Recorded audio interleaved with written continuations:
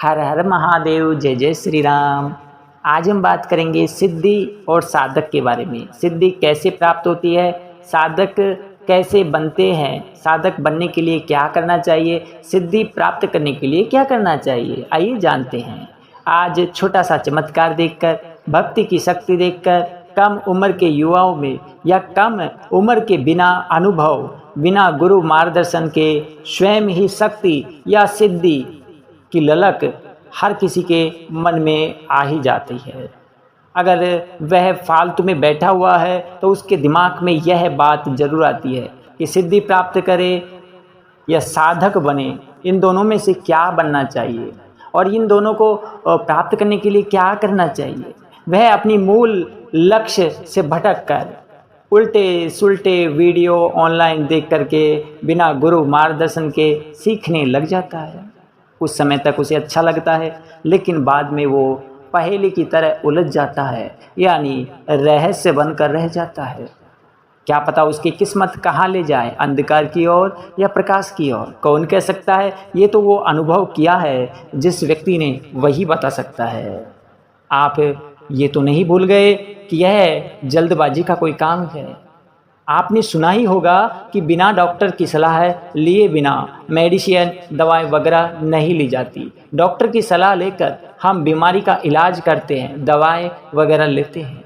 अगर ऐसा है तो क्या आप ये नहीं जानते हैं कि सिद्धि या साधक बनने के लिए गुरु की आवश्यकता पड़ती है, गुरु की आवश्यकता होती है। अगर ऐसा नहीं करते हैं तो नुकसान या रिएक्शन हो ही जाएगा। यानी आप ऐसे देखिए, अगर आप कोई बीमारी है और आप डॉक्टर को नहीं बताएंगे तो आपको वह बीमारी बड़ी हो सकती है। उल्टी सुल्टी अगर दवाई वगैरह ले रहे हैं तो रिएक्शन हो सकता है। इसी प्रकार अगर साधक या सिद्धि प्राप्त करने के लिए अगर आप गुरु का मार्गदर्शन नहीं ले रहे हैं तो क्या पता वह रिएक्शन भी हो सकता है।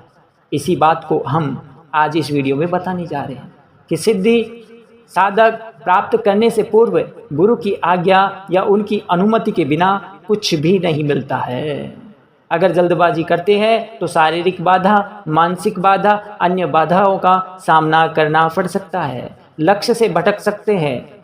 मगर यहाँ दो बातें हैं। अगर आप इष्ट आराध्य गुरु पितरों का आशीर्वाद प्राप्त करना चाहते हैं तो साधक बनना बेहतर रहता है। अगर आप मोह माया से दूर रह करके सत्य का सेवक बनना चाहते हैं तो सिद्धि प्राप्त करना बेहतर रहता है। आशीर्वाद से आप ग्रस्त जीवन को बेहतर बना सकते हैं। सत्य सेवक से आप भटकते हुए प्राणी को सही रास्ते पर पहुंचा सकते हैं या पहुंचाने में मदद कर सकते हैं। आइए दोनों को कैसे प्राप्त करें, वीडियो को आज हम विस्तार से जानेंगे। और यह हिंदी यूट्यूब चैनल आपको पंडित पंकज गुरुजी महाराज के माध्यम से आपको बिल्कुल सरल और सटीक जानकारी दे रहा है। आपको यहाँ कंफ्यूजिंग नहीं, बिल्कुल सही तरीके से बताया जा रहा है, समझाया जा रहा है। अब आप पर निर्भर है आप कैसा काम कर रहे हैं, कैसा काम नहीं कर रहे हैं। हम जो कह रहे हैं वो आप हवा में ही निकाल रहे हैं या हम जो कह रहे हैं उसको आप दिमाग में भी बैठा रहे हैं। तो हम पहले सिद्धि के बारे में बात कर लेते हैं। सिद्धि प्राप्त करना, इसके लिए कई मार्ग हैं जिसमें आप सिद्धि प्राप्त कर सकते हैं। इसके लिए कड़ी साधना, समर्पण भाव, अभ्यास की आवश्यकता होती है, जिसमें ये कुछ मुख्य बातें हैं। ध्यान, मंत्र जप, योग, तपस्या, इंद्रियों पर नियंत्रित, भक्ति और गुरु कृपा।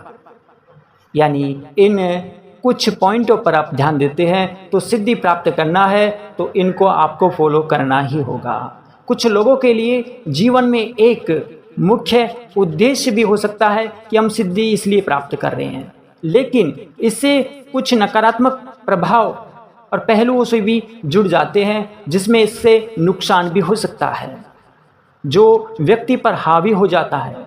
मानसिक स्थिति खराब, अहंकार, अति, अन्याय, भ्रम, अहमता, आसक्ति जैसे इससे कभी कभी व्यक्ति अपने वास्तविक जीवन में देखने लग जाता है और वह अपने जीवन के उद्देश्य से भटक कर वह इधर उधर अपने विचारों को सही तरीके से नहीं समझ पाता है।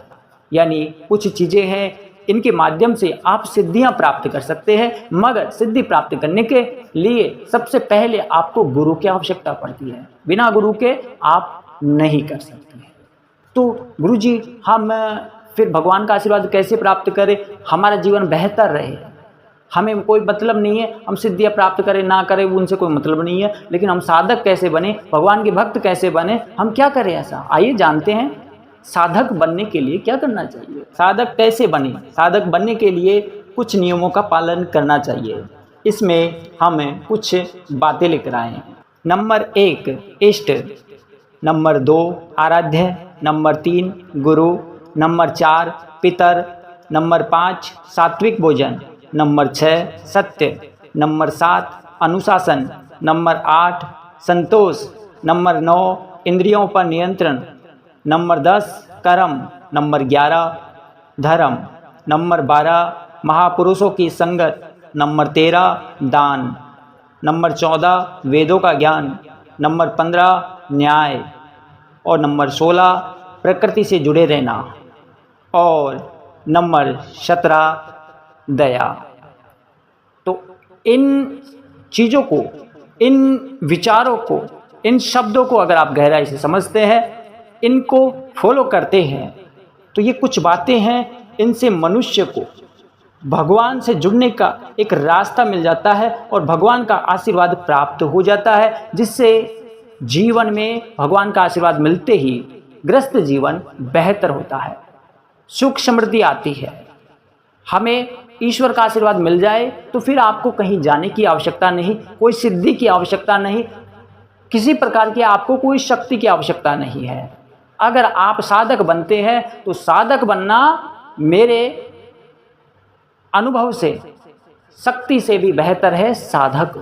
यानी हम अगर भगवान का आशीर्वाद प्राप्त करते हैं तो आपको साधक बनना होगा। अगर आप किसी लक्ष्य के कारण अगर आप कोई कार्य करना चाहते हैं तो आपको सिद्धि प्राप्त करना होगा। तो यानी इन चीज़ों को आप फॉलो करते हैं, इन चीज़ों के बारे में आप समझते हैं, फिर भी आपको नहीं समझ में आ रहा है कि गुरुजी हमको आपने वीडियो में जो बताया है वो समझ में नहीं आया है, विस्तार से बताइए, तो आप कमेंट कीजिए, हम आपके कमेंट का जवाब देंगे और वीडियो के माध्यम से ही देंगे। आपको कन्फ्यूजिंग है तो हम आपको अगला वीडियो आपके ही माध्यम से लेकर आएंगे। तो हमारा वीडियो शायद आपको लग रहा होगा कि गुरुजी ने जो बताया है ये तो हम कहीं सुन भी रहे हैं, लेकिन आप एक नोट कर लेना, जल्दबाजी से किया हुआ कोई कार्य, बिना गुरु की इजाज़त के लिए कोई कार्य सफल नहीं हुआ है। बल्कि कुछ समय आपको लगेगा कि हम ठीक है, लेकिन जब जीवन कुछ समय बाद में आपको ये कहने का मतलब है कि आपको ये सूचना देता है, जैसे कि मोबाइल फ़ोन है आपका और इसमें डाटा ख़त्म हो जाता है तो इसमें 90% का मैसेज आ जाता है कि आपका डाटा 90% ख़त्म हो गया है, आप या रिचार्ज डलवाइए या फिर 12 घंटे 24 घंटे का इंतज़ार कीजिए। प्रकृति आपको समय दे देगी कि अब आप 15 साल 20 साल आपको दुखों से गुजरना होगा। या कहने का मतलब है कि आप रिचार्ज का मतलब होता है कि आप गुरु की कृपा प्राप्त कीजिए, गुरु का आदेश जो भी है वो प्राप्त कीजिए, गुरु आपको मार्गदर्शन देंगे तो हो सकता है कि वह काम कर जाए और गुरु आपको उस संकट से बचा दे। वरना फिर कहने का मतलब है आपके पास गुरु नहीं है तो फिर आपको समय का इंतज़ार करना होगा। क्या पता 15 साल 10 साल 5 साल जो भी समय निकालेंगे वह संकटों से निकले।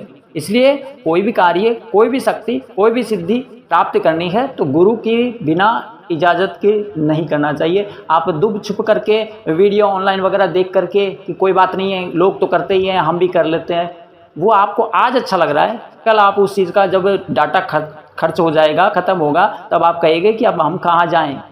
ठीक है, तो हम आपसे निवेदन यही करना चाहते हैं कि सबसे बेहतर है भगवान की भक्ति, भगवान का आशीर्वाद प्राप्त करना, गुरु का आशीर्वाद प्राप्त करना। हर हर महादेव, जय श्री राम।